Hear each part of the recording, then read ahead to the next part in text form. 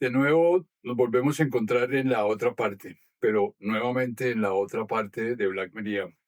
Tuvimos un pequeño parón, si vale el término, que nos permite de alguna manera tener nuevos socios que son los grandes amigos de Tibasosa Boyacá, Cine Club Corral del Piedra, al cual quiero agradecerles con este reencuentro nuevamente con la otra parte de Black Maria.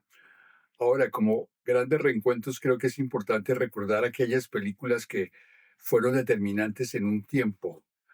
Y me voy a referir a una búsqueda insaciable, como las películas de Forman, de Milos Forman, el checo, en relación a que encontré por pura curiosidad la posibilidad de 4 o 5 películas que fueron determinantes en mi formación del año 74, las cuales cumplieron 50 años este año 2024.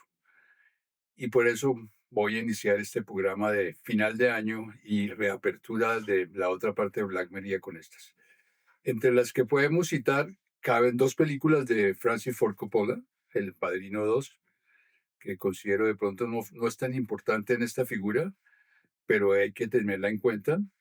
La conversación de Coppola, que personalmente admiro como uno de los grandes logros de Francis Ford Coppola.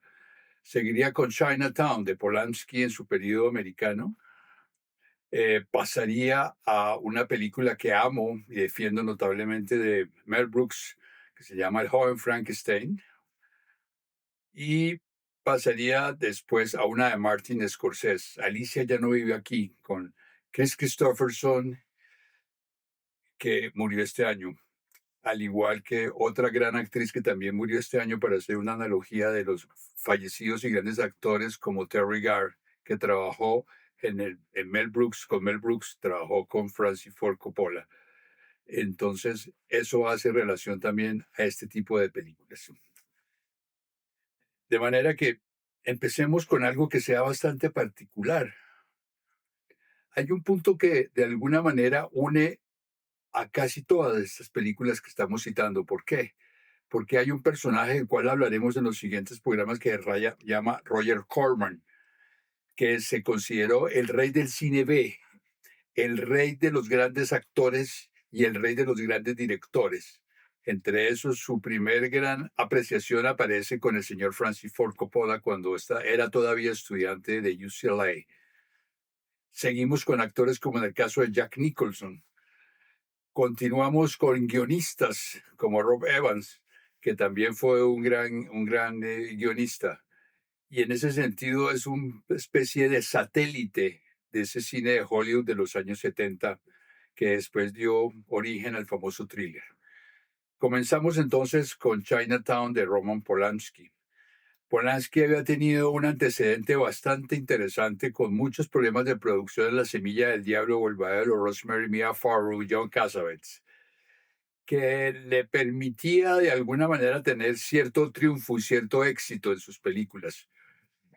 La gran pregunta era continuar con esa trayectoria tan determinante y se ha tropezado con Rob Evans, amigo por el lado de Corman, vicepresidente de la Paramount y de alguna manera guionista en algún sentido de la palabra, de quien le presentan en la productora un guión de este señor que consideró que era una mala versión de un policíaco de los años 30.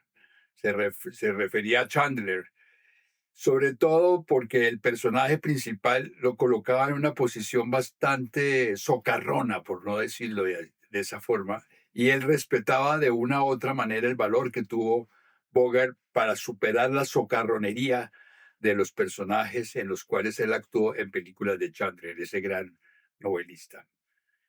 Y aparece entonces el título de la película, el cual le fue entregado directamente por el vicepresidente de la productora de Paramount, que se iba a llamar Chinatown. Y ahí viene un dato bien interesante que me permito eh, comentarles. Sobre todo porque en este sentido, esa forma un poco anacrónica la vamos a encontrar en un libro muy lindo que se llama Roman Polanski, Memorias, el cual hace una alusión a su vida y a todos sus problemas Y en la página 409 hay una alusión bastante interesante a la trayectoria que lo llevó a decidir trabajar con esta película que se convirtió en un hito, no solamente por los 50 años, y hice lo siguiente. Me sentí un poco mejor cuando decidí meter a ese actor llamado Jack Nicholson, quien era un desconocido del cual compartía casa porque nos volvimos amigos. Me permitió irme a vivir provisionalmente a su casa. Bob Evans, Paramount, que sabía cuando lo había conocido una vez en Roma, me acompañó por un largo recorrido por Hollywood, visitando casas de alquiler y finalmente terminé en la de Nicholson. Y aquí surgen unas grandes contradicciones entre qué actores debía trabajar, debía colocar. Y ahí lo más importante es cómo el guionista tiene una particularidad respecto a la película. Porque quería que uno de los protagonistas en lugar de Nicholson fuera el señor John Huston, un señor bastante particular, y por el otro lado había digamos, una disputa sobre la edad de Houston y la necesidad que tenían de que meter a un personaje como estos. Entonces, Bob Evans habla con el guionista Bob Tom y toman una decisión bastante interesante, porque había que tomar una decisión sobre la mujer, y la mujer va a ser un personaje mítico en Chinatown. Recuerden que Fanny Dunaway hace el papel de la malvada con un tacón rojo, y a la par hay una pelea bastante donde le rompen la nariz a Jack Nicholson. La gran pregunta era si se colocaba a Jack Nicholson al lado de Fanny Dunaway, pero el guionista decía que era una mujer complicada, difícil. Y efectivamente Chinatown fue tal vez la película más difícil que ha tenido Polanski en toda su vida, con este esperpento, como la llamó el llamado Fanny Dunaway, que ya conocida de esa otra famosa película de Warren Beatty, Fanny Dunaway en Bonnie and Clyde, que la había convertido en una de las grandes divas de Hollywood. Finalmente trabajó con Fanny Dunaway, lleno de problemas y de cosas, y se creó Chinatown. Fue tan determinante esto que años después, quien dirige una segunda versión de Chinatown llamado Two Jacks se llama el señor Jack Nicholson, ese actor que pasó totalmente desapercibido al lado de Fanny Dunaway. Esa es la primera película. Seguimos en esa lista de películas de los años 70, y hay una que personalmente amo. Me río, me gozo, lloro y me excito también por una escena bastante particular. Se llama Frankenstein Jr. de Mel Brooks, del año 1970.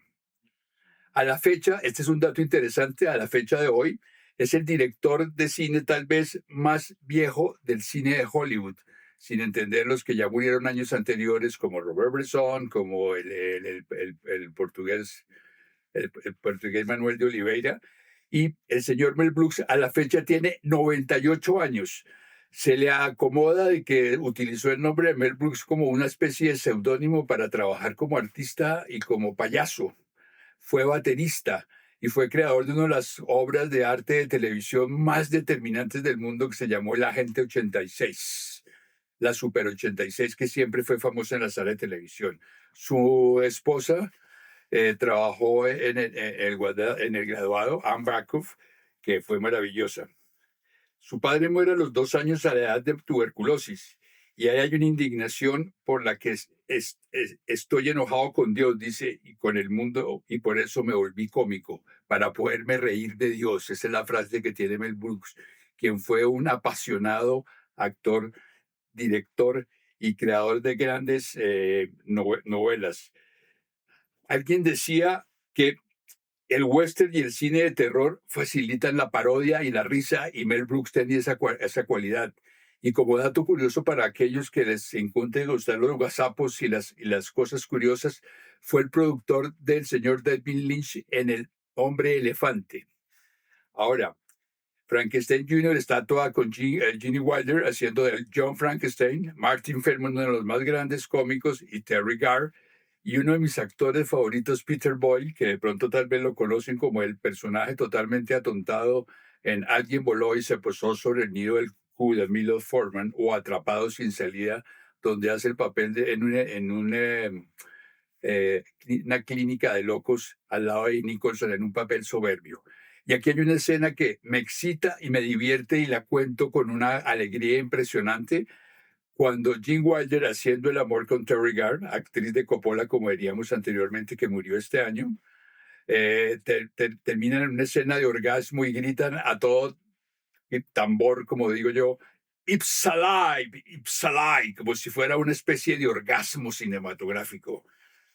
Y resulta que en el momento en que gritan Ipsalai, cae un rayo del cielo y automáticamente el conducto regular es que le cae al Frankenstein Jr. interpretado por Boyle y resulta y se levanta como si fuera una erección. Y con lo anterior, para ustedes, si no la han visto, una película en blanco y negro, nace Frankenstein Jr. de Mel Brooks. Sigamos con el señor Martin Scorsese. Alicia ya no vive aquí. Chris Christopherson, la actriz Ellen Burstyn, en la cual hubo una aparición de Heiberg que queda al comienzo como un marido atormentado donde la esposa tiene que correr, tiene que salir huyendo de él porque quiere ser cantante. Es tal vez la película más determinante de Scorsese con un atenuante. La señora ya había sido nominada para el Oscar y ganó para la película la película del demonio, El Exorcista. Entonces él se sentía de alguna manera acomplejado por la capacidad que tenía esta mujer, que posiblemente ganaría el Oscar y efectivamente lo ganó, y por el hecho de los celos de Chris Christopherson, que apenas, aparte de ser actor, era cantante. Entonces es muy importante. Y a un tercer punto también habría que tenerlo en cuenta es el hecho que la película pertenecía o iba a ser gran parte de toda esa parafernalia de Hollywood. Era la primera película en la cual él dependía de los estudios de cine, no de su independencia ni de sus amigos como John Cassavetes. Entonces es una película que vale la pena recordar, citar, y a partir de eso, Alicia ya no vive aquí, de Martin Scorsese.